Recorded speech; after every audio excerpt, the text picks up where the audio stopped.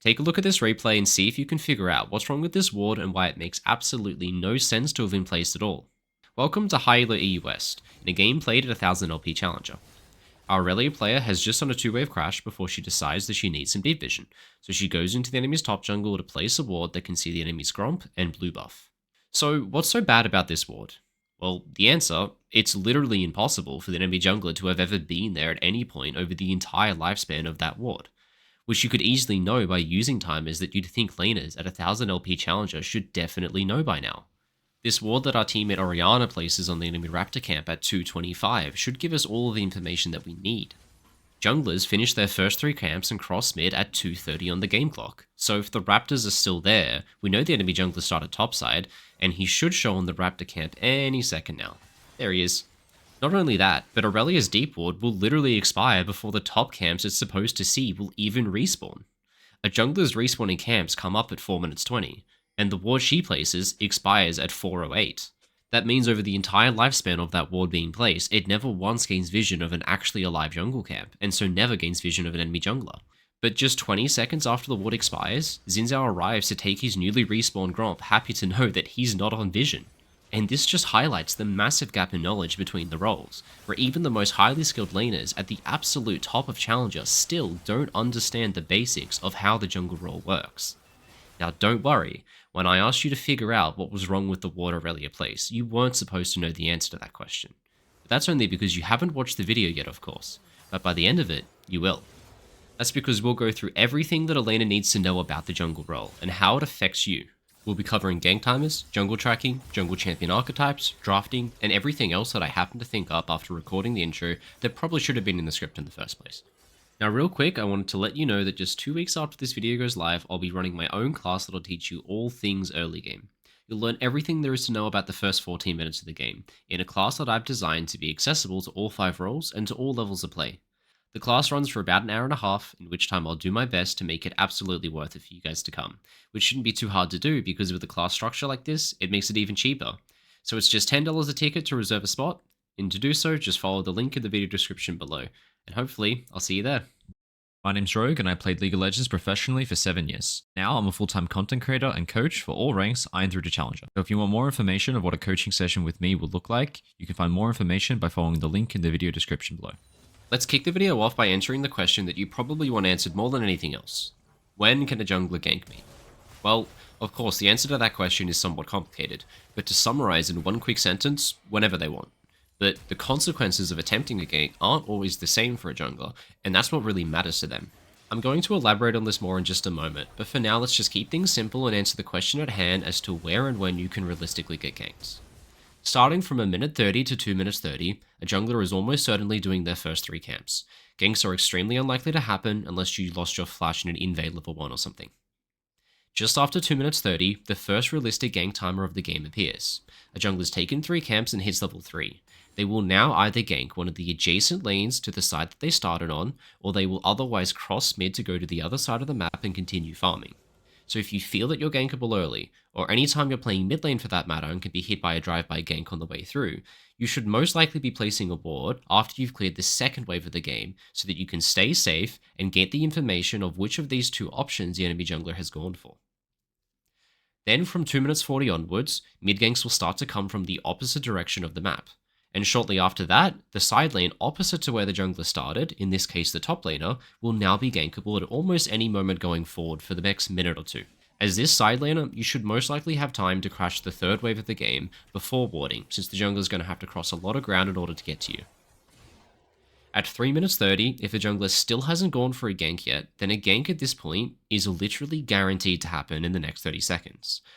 I'll cover this period more in just a moment, but just know that dying to a gank at this timer is by far the worst gank you could possibly be dying to. Then between 4 minutes and 4:20, the jungler's first camp that they took at the start of the game will be respawning on the side of the map they started their clear on.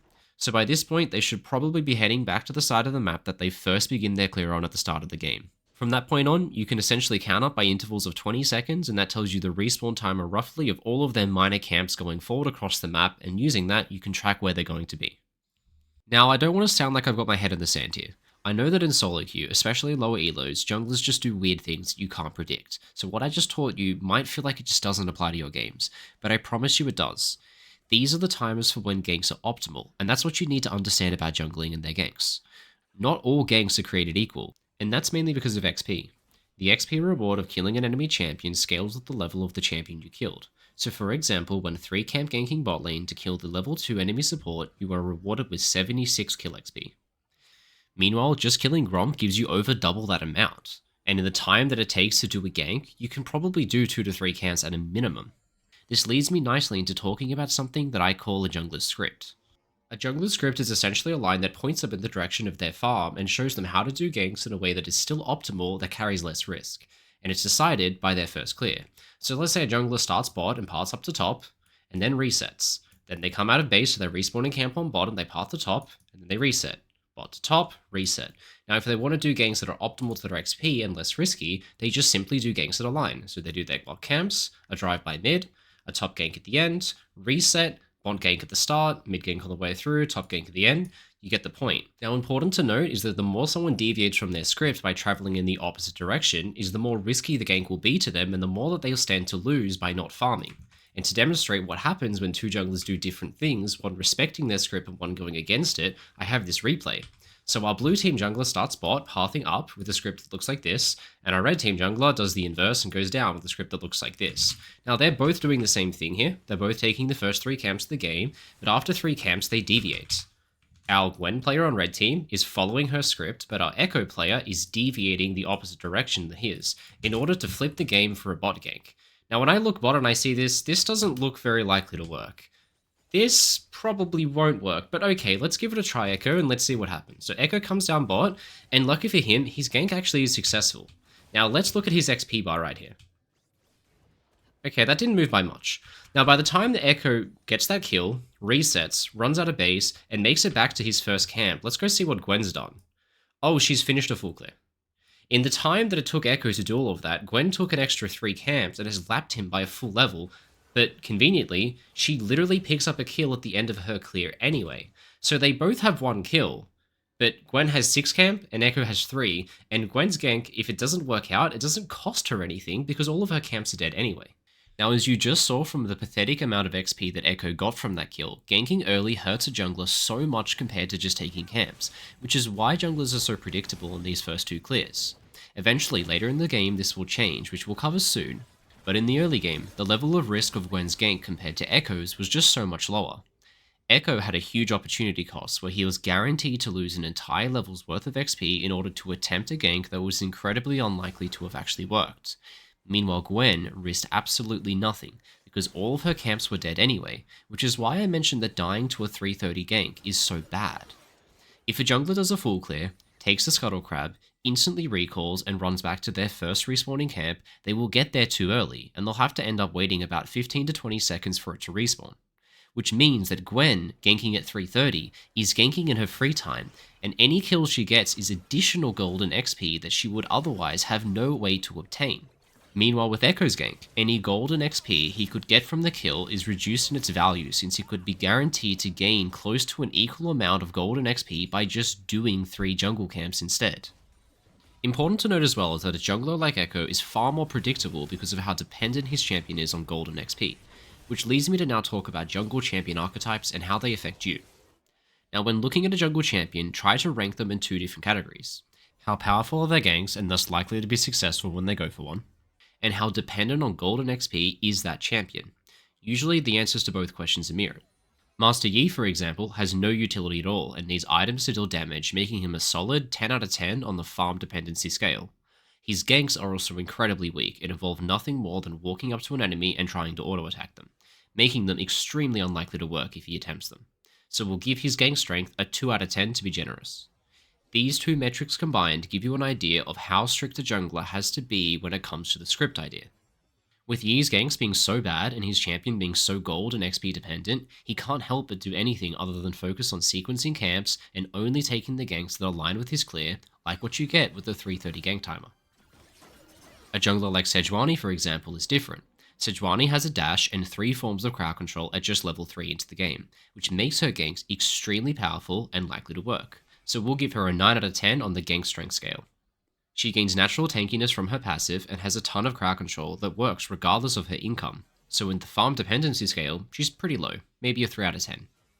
A jungler like Sejuani is much more capable of breaking her script in order to go for these early ganks in a way that is far less predictable, since they're more likely to work, and sacrificing herself somewhat for the betterment of her laners is viable as a strategy. So when you verse a jungler like Sejuani, expect more early and unpredictable ganks, and don't rely as much on what we learned earlier about jungle timers and jungle tracking.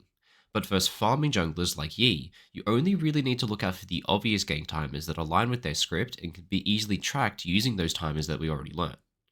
This isn't to say that the bronze enemy Master Yi jungle won't break his script and try to do a 3-camp gank with the blue buff. He probably will. Just note that the consequences of this gank are catastrophic for him. The gank almost certainly won't work, and if the script break is major enough for him, he'll just become underleveled, underfarmed, and completely useless, and the enemy team will have nothing more than a support Master Yi. Consider this as well when picking your own champion in champion select. Champions that rely on setting up ganks, like Blitzcrank, with a forced aggressive playstyle and obvious all-in timers, like Fizz, or those that are extremely vulnerable to getting ganked in the first place, such as the case with most ranged top laners, there needs to be special consideration given to the champion picks of both junglers. If you pick Vayne top with no TP, and your jungler is playing Master Yi, not only does your team comp just suck, but that Yi also has to worry about his own farm, not protecting you from ganks. And if the enemy jungler is playing Sejuani, you better be ready for that guy to skip his camps every 2 seconds to repeatedly camp you every single time you try to play aggressive, and you're not allowed to complain about it. A final thing to mention as well when it comes to these early ganks is the importance of a jungler's starting item. No, not this shit, that doesn't actually do anything. I'm talking about the real starting item, redbuff. Redbuff does an incredibly high amount of damage, making ganks far more lethal for a jungler. The slow as well is incredibly important, especially to junglers who don't have their own forms of crowd control, and rely on the slow from redbuff to stay in range for follow-up auto attacks. A Kindred who takes her red side jungle and then 3-camp ganks is far more lethal than a Kindred who takes her blue side jungle and ganks without the damage and the slow from her auto attacks that red buff gives her. Ganking with red buff is always ideal, but junglers with crowd control can get by much better ganking without it, since they're not as reliant on that slow because they have their own lockdown. But on junglers who don't have crowd control pre-6, having red buff is essentially mandatory when going for ganks. So factor this in as well when considering if you will get 3-camp ganks. At least that's something Echo got right about this 3-camp gank. But here is something that will blow your mind once you realize it. The fact that Echo did an early gank like this makes him less likely to do future ganks.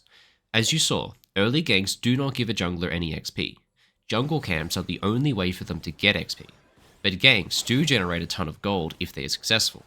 With gold earned through kills, a jungler can buy more items that allows them to then clear camps faster, which essentially converts a gold lead into an XP lead, putting them ahead of their opponents in both categories, as long as they take the time to catch back up and farm. If they instead continue to spam gank, the ganks become less and less optimal and more costly to them. The first gank Echo did was done with 3 camps in his top side he could have otherwise been taking. But if Echo was to recall after the gank, instantly run out of base, and attempt a second gank, some of the camps he took at the start of the game would respawn, and he'd instead have 4 to 5 camps alive, further increasing the risk and the opportunity cost of his ganks going forward. Jungle camps upon respawning will have a level equal to the average level champion in the game. The higher level the camp is, the more XP you get from killing it. So if Echo continues to spam gank, leaving his topside camps level 1 for several more minutes, when he eventually does go to collect them, they will still be level 1, so the XP reward he gets from taking the camps will be extremely low. He'll then have to wait an entire 2-minute respawn cycle before finally getting a high level camp that respawns and gives him the XP he needs to make up the lost time he spent ganking early. This matters a lot because it delays Echo's transition into the next stage of the game, post level 6 jungling, and this is something that almost every laner gets wrong. The thing you really need to understand here is that you cannot track the jungler anymore towards the end of the laning phase, so stop trying to. Think about it like this. When Echo decided to do his 3-camp gank at the start of the game, he was weighing up the likelihood of the gank working and its potential reward. At just level 3, he has no items, no ultimate, the enemy has all their summoner spells, and his champion lacks reliable crowd control, making it extremely unlikely that the gank will work. And the reward for it in the best case scenario was just 1 kill worth of gold and a tiny amount of XP and no real tower damage. This is why in the early game jungling is predictable. They have to follow their camps, but all of this changes towards the end of laning phase, especially if the jungler was selfish early and gets themselves a good start to the game. In this replay we have up now, we're coming up on 11 minutes and our level 7 jungler Bel'Veth is finishing the Voidgrubs, but let's also take stock of the game by pressing tab and checking the scoreboard.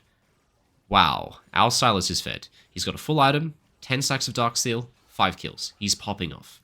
Now, just like our Echo did at level 3, let's weigh up the risk-reward of ganking versus farming.